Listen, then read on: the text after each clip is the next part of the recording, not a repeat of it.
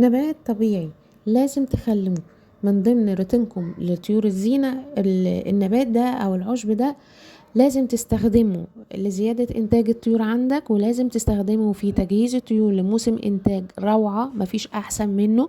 وهتقولوا السنة دي حققنا أرباح مذهلة بسبب العشبة أو النبات الطبيعي اللي انتوا هتستخدموه ده. من الآخر روعة في الإنتاج وزيادة الخصوبة، وتشتغلوا بيه كده وانتم مغمضين. ولكن في شوية حاجات لازم هنخلي بالنا منها كويس جدا جدا واحنا بنستخدمه، لان ممكن لا قدر الله لو استخدمناها غلط ممكن يأثر على طيورنا بالسلب. النبات الطبيعي ده او العشبة الطبيعية دي، بصوا، من الحاجات الجميلة قوي، سعرها رخيص جدا جدا، بتحتوي على فيتامينات وحاجات كتيرة قوي هكلمكم عنها. ولكن التركاية في الفيديو ده ان انت لازم تخلي بالك وانت بتستخدمه، ودي هقول لكم تستخدموه ازاي وافضل طريقة تقدروا تحققوا بيها ارباح من العشبة او النبات الطبيعي ده. النبات ده هو الكمون يا جماعة. الكمون من احلى النباتات اللي لازم تخلوها من ضمن الروتين اللي بتستخدموه مع العصافير. طبعا الكمون متاح عندنا في بيوتنا كلها، وممكن يكون غالي شوية لكن بيوتنا ما بتستغناش عنه. الكمون ليه فوائد كتيرة قوي قوي بالنسبة للعصافير. الكمون بيمد العصافير بحاجات ممكن ما تتخيلوهاش. الكمون بقى فيه كالسيوم وفيه فوسفور، فانت محتاج في موسم الانتاج الكالسيوم والفوسفور بالنسبة لطيورك، لان هم دول الاساس في تكوين البيض وتقوية عنقود البيض عند النتايات. كمان الكمون بيشتغل محفز ومخصب للذكور، وكمان بيشتغل على تحفيز المبايض عند النتايات. يجي بقى اللي هو اللي بيقولوا النتايات عندنا مريحة وبتقعد وقت طويل قوي عمال ما بتبيض، يا عم استخدم او يا ستي استخدمي الكمون بمنتهى البساطة. نبات الكمون هيعالج لك الحكاية دي. كمان الكمون من ضمن الحاجات اللي فيه حديد، والحديد مطلوب لان الاحماض الامينية مطلوبة بالنسبة للعصافير. فلما يبقى عندك الكمون وتستخدمه يبقى هيديك احماض امينيه، يعني بالبلدي كده هيديك الحديد اللي انت محتاجه بالنسبه لعصافيرك. وايه بقى فايده الحديد بالنسبه للعصافير؟ هي تكوين الاجنه وتكوين الشعيرات الدمويه القويه المطلوبه لتكوين جنين قوي، اللي تقدر بعد كده يقدر يخترق البيضه نفسها ويطلع منها. ومن الاساس الحديد بيدخل في تكوين الخليه الجنينيه اللي هي بتكون الزغلول من اساسه. فعشان كده دايما اقول لكم خلي بالكم قوي قوي قوي من الاحماض الامينيه. واللي عايز يعرف عنها باستفاضه والوجبات اللي فيها الاحماض الامينيه ايه هي، والبدائل الاحماض الامينيه الكيميائيه ايه هي، والاحماض الامينيه الكيميائيه كمان ايه هي، والجرعات، هيطلع لكم في الاي في الصندوق الوصف. هيطلع لكم الفيديو او هثبت لكم الفيديو اللي بيتكلم عن فوائد الاحماض الامينيه. كمان خدوا بالكم بقى من حاجة، في تقلبات جوية موجودة اليومين دول، فلما بتستخدم الكمون بيساعد على علاج الأمراض التنفسية، وخصوصا الأمراض الفيروسية، لأن كمان بيعمل على تفتيح الشعب الهوائية. وكمان بيخلي لو في نزلة برد كده ولا كده خفيفة في الأمعاء أو في الكلام ده كله بتنزل. خلي بالكم برضو كمان ان هو، يعني عايزه اقول لكم، بصوا، هو في فوائد كتيره جدا يعني.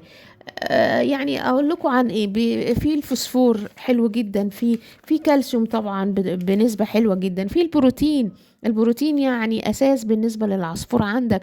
البروتين كمان تظبيطه في جسم الطائر عندك ما بيخليش الطيور يجي لها التمليح. وخصوصا هنا بتكلم على الهواة اللي بتربي الكوكاتيل من ضمن لو العيوب اللي فيه، لو ما خدتش بالك من البروتين عنده فممكن يملح عندك.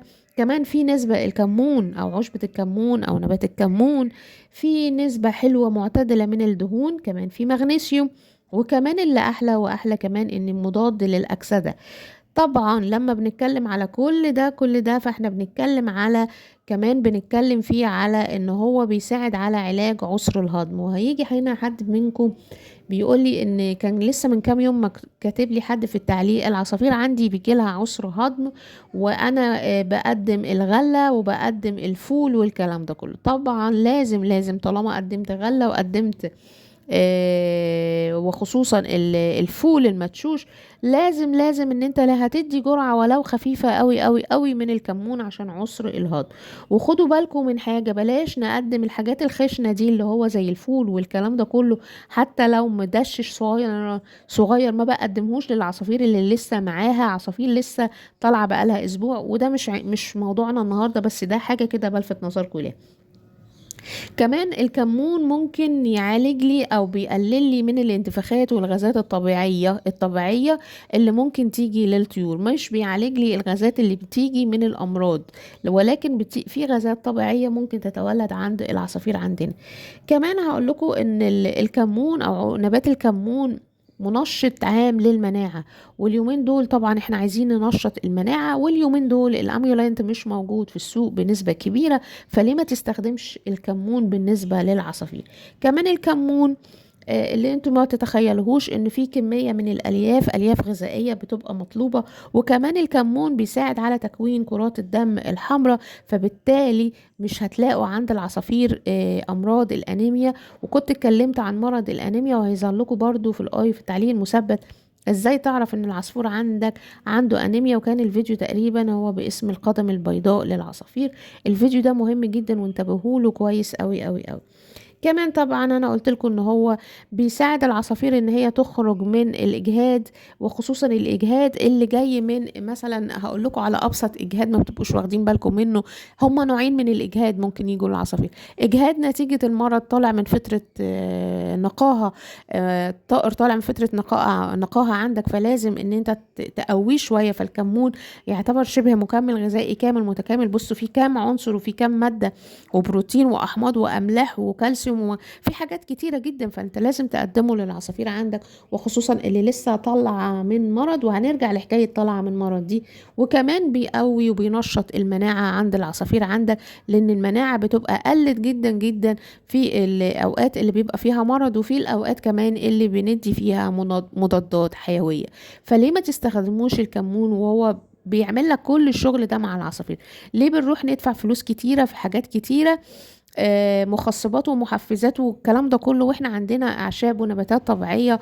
لازم تخليها في روتينك الاساسي مع عصافيرك. طيب هنيجي بقى لنقطة خطورة الكمون في ايه. خطورة الكمون يا جماعة ان انت تدي الكمون في فترة بتدي فيها مضاد حيوي. كتير من الهواة بتغلط غلطة، تقولك لما يبقى في المرض الفلاني حط له العلاج المضاد الحيوي في المسقة كذا، والفترة التانية من اليوم ضيف له كذا. دي مع الكمون بالذات ما ينفعش تحط في المسقة التانية او في الفترة التانية من اليوم عند الطائر المريض عندك، ما ينفعش نحط فيها الكمون. ليه؟ لان الكمون بيوقف وبيقلل جدا جدا شغل المضادات الحيوية اللي شغالة على الأمراض دي. فنخلي بالنا من النقطة دي كويس قوي قوي قوي، ما نقدمش الكمون مع الأوقات اللي بيبقى فيها مرض بكتيري، لأن هيوقف لك شغل المضاد ده بطريقة مباشرة، ومش هيشتغل مع العصافير بتاعتك. فتخلي بالكم من الكلام ده كله. طب امتى ضحى بقى استخدمه بعد فترة يعني وهو العصفور خلاص والحمد لله خف وما بديش اي علاجات، ممكن ان انا اروح اقدم جرعة الكمون. ودلوقتي هقول لكم بنقدم الكمون ازاي وامتى بقدمه للعصافير بتاعتي. ولكن برضو عايزة اقول لكم على حاجة، ان الكمون برضو من ضمن شغله ان هو بيشتغل على الكبد. فلما يبقى عندك عصفور يعني حاسس ان الكبد عنده شوية خملان، مش خملان قوي، شوية خملان، في شوية كسل، ادي جرعة من الكمون بالنسبة للعصفور او الطيور عندك، هتلاقيها بأمر الله اشتغلت وبقت زي الفل معاك واتنشطت تاني. طب ليه؟ لان هو الكمون بيشتغل منشط للكبد وغسول للكبد، فبيخرج اي سميات ممكن تكون مترسبة على الكبد. كمان عايزة اقول لكم على حاجة، انا قلت لكم ان هو بيشتغل على الامراض الفيروسية والجهاز التنفسي بصفة عامة. يعني ممكن تعالج بيه، مش تعالج بيه، يعني تقوي بيه العصفور وتحصن بيه عصفورك ضد البرد والإنفلونزا والتهاب الشعب الهوائية والكلام ده كله. العصافير عندنا معرضة ليها اليومين دول نتيجة التغيرات الجوية وبداية دخولنا في فترة الشتاء. كمان زي ما انا قلت لكم الكمون ما ينفعش نستخدمه مع المضاد الحيوي لان بيقلل شغل المضاد الحيوي، فما ينفعش ان احنا نقدمه للعصافير، وخصوصا اذا كان بكتيري ما بقدرش اقدمه للعصافير في الفترة دي. يعني يفضل ان انت ما تقدموش، لان وقتها كده يعني المضاد مش هيشتغل بكفاءته، تمام، مش هيديك النتيجة المرجوة، يبقى انت بتضيع وقت على العصفور بتاعك. طيب لما انا بستخدم الكمون استخدمه بقى ازاي علشان انا مغلطش؟ خليكم مركزين في النقطة اللي جاية دي.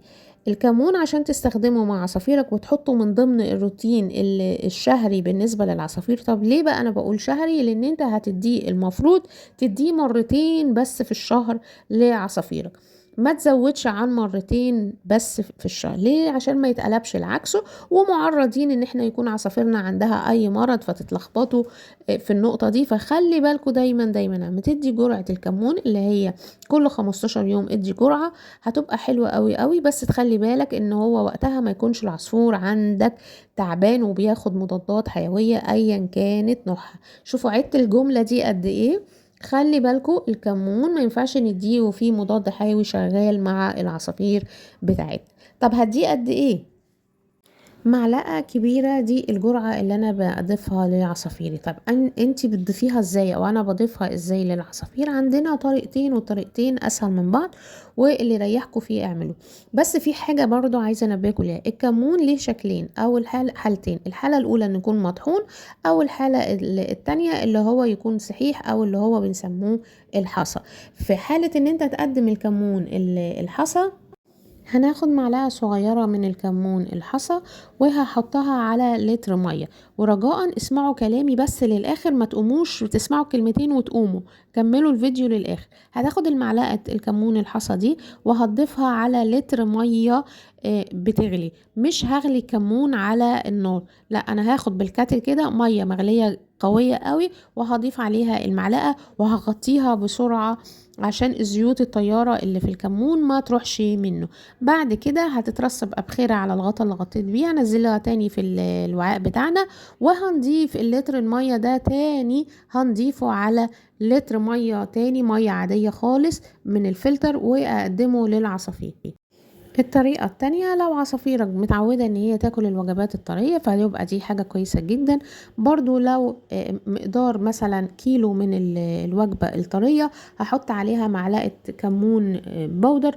الافضل بقى ان هم هنا لو حبوب مش هياكلوها، خلي بالكو الحبوب البودر هتكون الحبوب تطحنوها طحنة كويسة وتضيفوها على الوجبة، هتبقى زي الفل مع عصافيرك. ولكن خلي بالك وانت بتقدم لعصافيرك الكمون بصفة عامة، لو بتربي مجموعة تبقى مركز كويس جدا، لا ربما يكون عندك قص او فرد يكون بيتعالج فتغلط وتديله الكمون من ضمن الوجبة كمشروب او على الوجبة، فانت كده بتأذيه. لان زي ما انا قلت في اول الفيديو ما ينفعش نقدم الكمون مع طائر مريض.